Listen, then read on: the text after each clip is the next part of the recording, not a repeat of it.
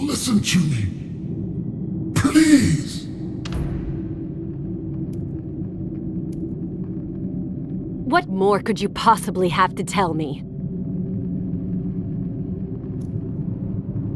You do not understand. It's not too late.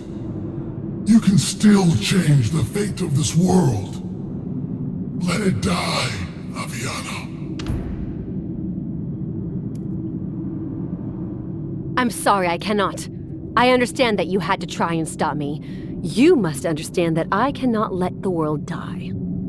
You would doom its people to an eternity of suffering under the yoke of Beth Resin? And take on the mantle of the Endbringer?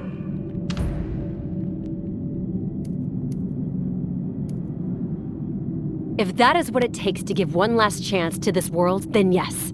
I shall be known as the Endbringer. I'll bear the shame so others can live. One last chance? For what? For all to become Beth Resin's slaves? I've ruled over this world, if shortly. It is stronger now. It will withstand the enemy, no matter how powerful it is. Your mind is set. I will not be able to sway you. She warned me that if I should fall by your hand, there would be no turning back. Maybe in some other world you could have stopped me, but not this one. Another world. Maybe.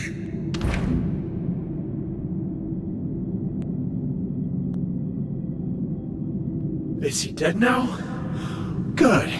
Let's get on with it, shall we? You promised me answers. Sure, yeah.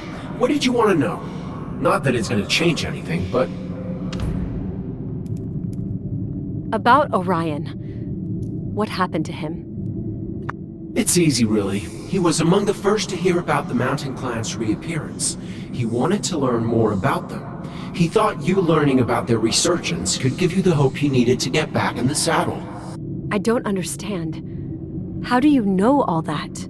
Well, because of the next part. Beth Resin sent his minions to spy on your people. Orion realized that he was being followed, and they silenced him. At first, Beth Resin was enraged. He needed time to plan, and Orion's death had precipitated everything. But then, he realized that he didn't need more than a fragment of your friend's essence to reach you. So, you are Orion? Or were? Sort of. Is someone just a collection of memories? If so, then yes, I guess. All I needed was to be a vessel. He imbued your friend's soul with his own essence to make it do his bidding, and here I am. Not Orion, not Beth Resin, but something else. A puppet to pull on my strings, then. Wotan was right. Yeah, I guess. Although I thought we'd already established that it doesn't change anything. What is the tainted mana, exactly? Well, that's Beth Resin's way of giving you a good old slap to wake you up. I like? It's not like I do it for fun. I just can't stay idle while the world burns. Exactly. See, Beth Resin knew that his plan could fail. You could discover the truth about me, or the source. So, he needed to make it absolutely impossible for you to refuse. He realized that the only way to reach that goal was to make the process irreversible without your intervention. So, he cut his own divine soul and body open, letting his essence creep from the core of Nevendar to the surface. But that means Beth Resin is killing himself? To poison the world? Yep. And if I do nothing, he will die? Sure, and so will Nevendar. If he can't have it, then no one can. That's stupid. So unbelievably stupid. And yet so effective. He's had enough of being imprisoned. He has nothing to lose. You all, on the other hand... I don't understand. Why didn't he do that earlier if he could? He already did, sort of. You know how you demons are made of iron? Well, how did you think he did that?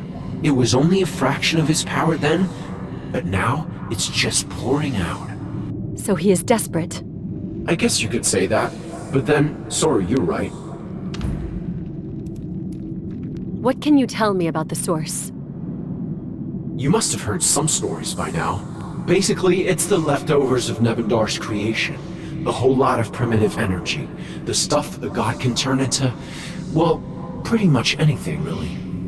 But I don't understand why releasing it should release him too. That's a bit complicated, actually.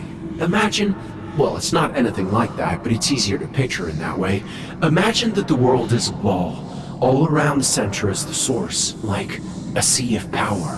When the High Father imprisoned Bethrezin at the center of the world, he forced him through that sea. Hurt a whole lot, apparently. So much that when Bethrezin re-emerged at the center, he had lost much of his strength that he makes up for in hatred, believe me. I guess the High Father must have sealed the source again, leaving Bethrezin trapped down there.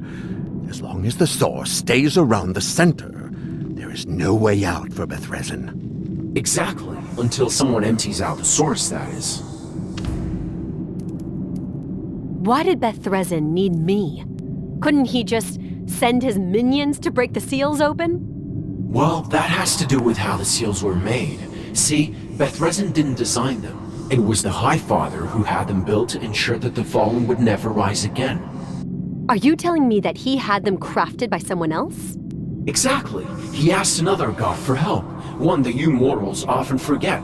Ars, god of chains, and a whole bunch of other things, including fate, the best when it comes to making locks. But what does that have to do with me? Well, Ars was always a bit of a weird one. He said that he could create them, but under one condition. Only a Nephilim could break open the seals. Well, aside from a god, of course. Why did the High Father accept such a risk then? Gods themselves are no strangers to hubris, I guess. The idea that an angel and a demon would have a baby was preposterous back then. Until your parents came along, that is. Just when you think the gods have had enough of playing with your existence. Tell me about it. Actually, that's enough. I know what I have to know, and there's only one thing left to do. What good is it to save Nevendar, only to relinquish it to the father of all demons? I am not sure a good queen should ever consider such a decision. To endanger her people like this. I agree. Who knows what fate will befall all of our people once this monster gets out? We will probably never know anyway. I don't see how we are supposed to survive the flood of energy that will be released when we open the source. Probably for the best. I'm not looking forward to seeing Bethrezin again, I have to say. Especially after all this. My friends!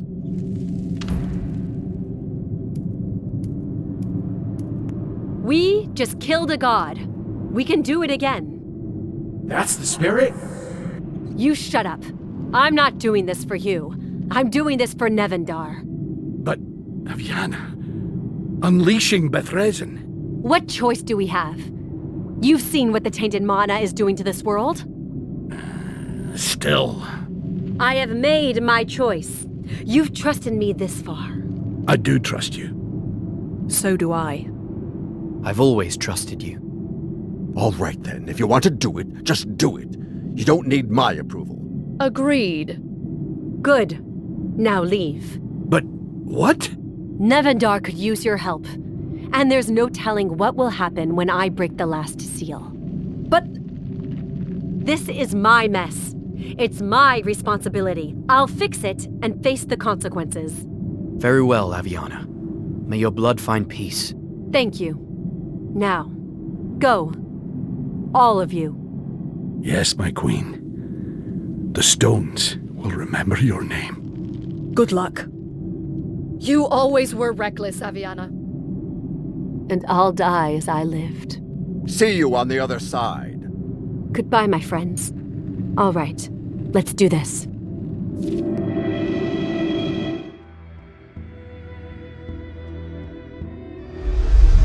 The mountain was engulfed in a flash of light, like a new sun had dawned upon Nevendar.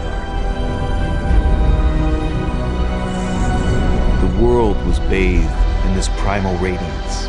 When it subsided, Bethrezin's accursed blood had been washed away. The rest of this story you know all too well. The corruption is gone. but the father of all demons has been freed.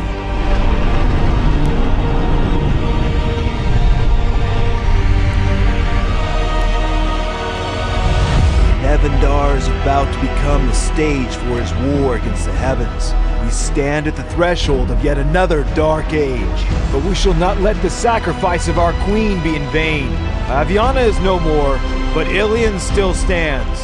Take arms, my friends, and let us rise against the gods one last time!